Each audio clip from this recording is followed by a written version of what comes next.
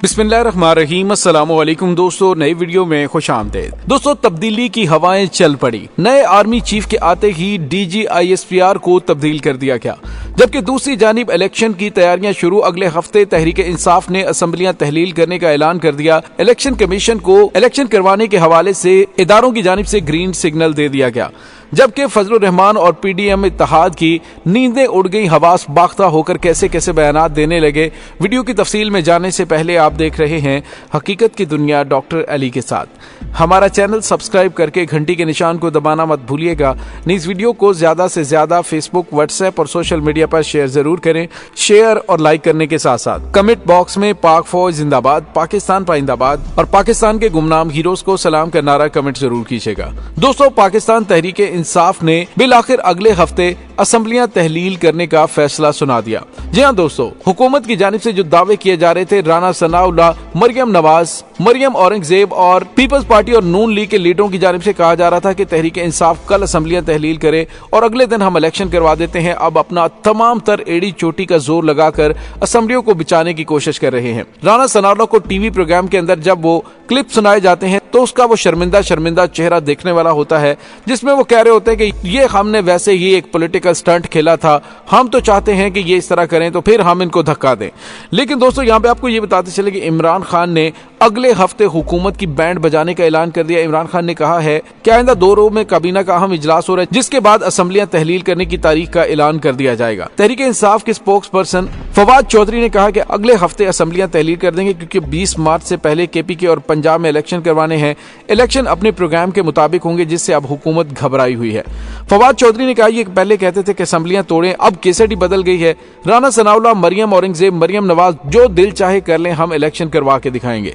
दोस्तों, वाज़ेह है कि पंजाब और खैबर पख्तूनख्वा के वज़राए आला इमरान खान की हदायत पर असम्बलियां तहलील करने का ऐलान कर चुके हैं, जबकि PTI के आला सतह की कमेटी ने भी 20 दिसंबर तक असम्बलियां तहलील करने की सिफारिश कर दी है, जिसकी हतमी तौर पर इमरान खान मंजूरी देंगे। जबकि दूसरी जानिब इलेक्शन कमीशन को भी इस बात का ग्रीन सिग्नल दे दिया गया है कि वो इलेक्शन करवाने की तैयारियां करें। लेकिन दोस्तों, PDM इत्तेहाद के सदर और जमीयत उलमा इस्लाम के कायद फजलुर रहमान की जानिब से बुखलाहट में एक ऐसा बयान दिया गया, एक नया शोशा छोड़ा गया, जिसमें उसने कहा है कि इंतखाबात वक्त पर कराने की बजाय 1 साल आगे भी हम ले जा सकते हैं।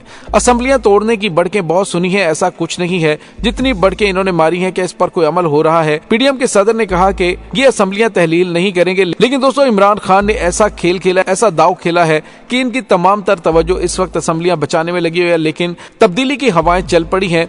इसका अंदाजा आपको पाक फौज के अंदर होने वाली कुछ गैर मामूली तब्दीलियों से हो रहा है। एक तो DG ISPR major general Babar Iftikhar, जो के प्रेस कॉन्फ्रेंसेस के हवाले से और ट्वीट्स के हवाले से काफी ज्यादा मुतनाज़ रहे, उनकी जानिब से जो हुकूमत की फेवर में ट्वीट्स किए गए, जो उनके तहरीक इंसाफ के खिलाफ ट्वीट्स किए जाते रहे, वो काफी ज्यादा मुतनाज़ा रहे और उस पर काफी ज्यादा डिस्कशन होती रही। लेकिन दोस्तों, यहाँ पे आपको ये बताते चले कि अब नए आर्मी चीफ ने आते ही कुछ बहुत गैर मामूली तब्दीलियां करनी शुरू कर दी। एक तो उन्होंने कमान संभालते ही 2 दिन के अंदर अंदर बड़ी तब्दीली की है, जहां पाक फौज के शोबा ताल्लुकात आमा ISPR की क़यादत के लिए हैरान कुन तौर पर electrical and mechanical engineering course से इंतखाब किया गया है।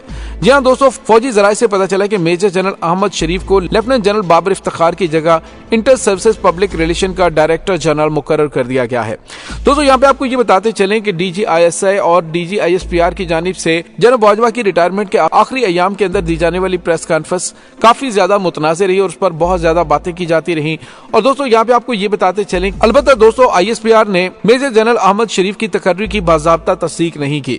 मेजर जनरल अहमद शरीफ इससे कबल defence science and technology organisation के सरबराह थे, जो साइंसी और तकनीकी तहकीक, प्रोपल्शन और प्रोपेलेंट और एवियोनिक्स के शोबों में हथियारों के निजाम के फरोग में मसरूफ एक खुफिया तंजीम है।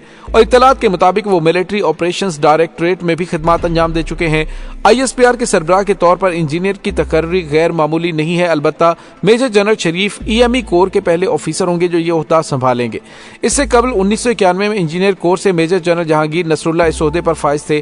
ISPR के नए DG की तकर्री को बड़ी दिलचस्पी में देखा जा रहा है, क्योंकि बहुत से लोगों का ख्याल है कि नए आर्मी चीफ फौज के मीडिया विंग के काम में बड़ी तब्दीलियां ला सकते हैं। इस तब्दीली की तवक्को पहले ही की जा रही थी, क्योंकि ISPR के DG का ओहदा मेजर जनरल या 2 स्टार रैंक के ऑफिसर के लिए होता है और लेफ्टिनेंट जनरल बाबर इफ्तिखार को गुज़िश्ता माह 3 स्टार जनरल के ओहदे पर तरक्की दे दी गई थी। बताया जा रहा है कि वी कोर कमांडर तैनात होने के बाद लेफ्टिनेंट जनरल मोहम्मद सईद की जगह लेंगे और कराची का रुख करेंगे। तो दोस्तों यहाँ पे आपको ये बताते चले कि नए आर्मी चीफ अपनी टीम के साथ काम करेंगे। जनरल कमर जावेद बाजवा की एक अपनी टीम थी, तो इससे पता चल रहा है कि आने वाले नए चीफ अपनी टीम के लिए कुछ गैर मामूली तब्दीलियां कर सकते हैं। दूसरी जानिब आपको ये बताते चले कि पाकिस्तान तहरीक इंसाफ की जानिब से एक बहुत अच्छा फैसला किया। इमरान खान ने अपनी पार्टी के रहनुमा और सोशल मीडिया टीम को हदायत की है कि वो इस बात को यकीनी बनाए कि फौज और नए army chief general Asim Munir पर तनकीद ना की जाए। दोस्तों ये वो चीज है जो फौज का अवाम में वकार बहाल करने में और फासले कम करने में अहम किरदार अदा करेगी। पाकिस्तान तहरीक इंसाफ की जानिब से इस तरह का बयान देना और पार्टी रहनुमाओं को कहना कि फौज और आर्मी चीफ के बारे में कोई बात ना करें और कोई मुतनाज़ बात ना करें, तो ये एक बहुत ही पॉजिटिव इशारा है।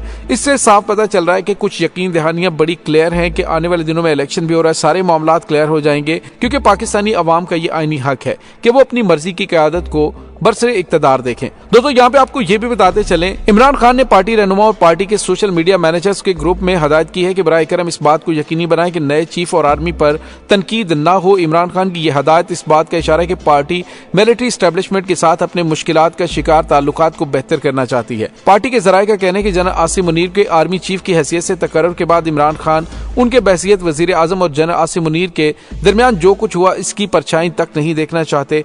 राबता करने पर पीटीआई के सीनियर रहनुमा फवाद चौधरी ने इमरान खान की ताज़ा तरीन हदायत की तस्दीक या तरदीद नहीं की, लेकिन ये कहा कि पार्टी की पॉलिसी ये है कि इदारे के साथ कशीदगी इख्तियार न की जाए।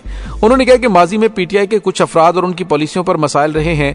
हमें बहसियत इदारा फौज के साथ कभी कोई मसला नहीं रहा। फौज मुल्क की सलामती और दिफा के लिए बेहद जरूरी है। और बुध को इमरान खान ने एक ट्वीट में जनरल साहिर शमशाद मिर्जा और जनरल आसिम मुनीर को नया ओहदा संभालने पर मुबारकबाद पेश की और उम्मीद जाहिर की कि नई फौजी क़यादत गुज़िश्ता 8 माह से जारी कौम और रियासत के दरमियान एतमाद के फुकदान को दूर करने की भरपूर कोशिश करेगी और रियासत को ताकत अवाम से मिलती है। इसी ट्वीट में इमरान खान ने कायद आज़म मोहम्मद अली जिन्ना का एक बयान भी शेयर किया था कि कभी न भूलें कि मुसल्लह अफवाज कौम की मुलाजिम है। कौमी पॉलिसी बनाना आपका काम नहीं, ये हम सिविलियंस का काम है जो इन मामलात पर फैसला करते हैं, और ये आपका फर्ज है कि आप वो काम करें जो आपके सुपुर्द किया गया हो। नए आर्मी चीफ के तकर्रुर के बाद इमरान खान और पीटीआई ने अपनी वो पॉलिसी तब्दील कर दी जो वो गुज़िश्ता 8 माह के दौरान इख्तियार किए हुए थे। हुकूमत से निकलने के बाद इमरान खान की जानिब से मिलिट्री एस्टेब्लिशमेंट पर शदीद तनकीद की जा रही थी। दोस्तों दूसरी जानिब आपको ये भी बताते चलें कि पाकिस्तान तहरीक इंसाफ के रहनुमा फवाद चौधरी ने एक बयान दिया है। फवाद चौधरी ने सुप्रीम कोर्ट ऑफ पाकिस्तान को कहा है कि आप सियासी निजाम के ऊपर भाषण देना बंद करें। सुप्रीम कोर्ट अपने बुनियादी काम से काम रखे। इसका काम बुनियादी हुकूक का तहफ्फुज है। अदालतों की बुनियादी हुकूक पर कारकर्दगी इंतहाई शर्मनाक है। उन्होंने कहा कि अदालतें अपनी कारकर्दगी को बेहतर बनाएं और हमें सियासी निजाम पर भाषण देना बंद करें। सियासी निजाम में तब्दीली पाकिस्तानी अवाम का हक है और हम ये अपना हक इस्तेमाल करेंगे। दोस्तों याद रहे कि जिस तरह से सुप्रीम कोर्ट ऑफ पाकिस्तान को अरशद शरीफ के कत्ल की तहकीकात के हवाले से हजारों की तादाद में खत लिखे जा चुके हैं, जबकि पाकिस्तान तहरीक इंसाफ के चेयरमैन पर होने वाले हमले की एफआईआर उसके बाद आजम सवाती केस में भी सुप्रीम कोर्ट ऑफ पाकिस्तान को जो एक्शन लेना चाहिए था वो उन्होंने नहीं लिया, जिस पर पाकिस्तान तहरीक इंसाफ और पाकिस्तानी अवाम के अंदर काफी ज्यादा बेचैनी है। और कहा जा रहा है कि यही वजह है कि पाकिस्तान का निजाम 143वें नंबर से 138वें नंबर पर आता है, क्योंकि पाकिस्तान की अदालतों के अंदर इंसाफ नहीं हो रहा। ताकतवर और कमजोर के लिए अलग अलग कानून है।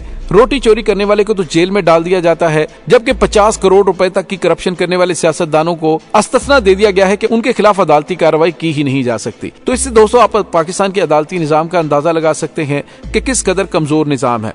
तो दोस्तों इस तमाम सूरत हाल के बारे में आपका क्या कहना है, कमेंट सेक्शन में अपने ख्यालात का इजहार जरूर कीजिएगा। इंशाल्लाह बहुत जल्द मिलते हैं एक नई वीडियो में। तब तक के लिए अपना बहुत सारा ख्याल रखिएगा। पाक फौज जिंदाबाद, पाकिस्तान पाइंदाबाद, पाकिस्तान के गुमनाम हीरोज को सलाम, अल्लाह वारिस।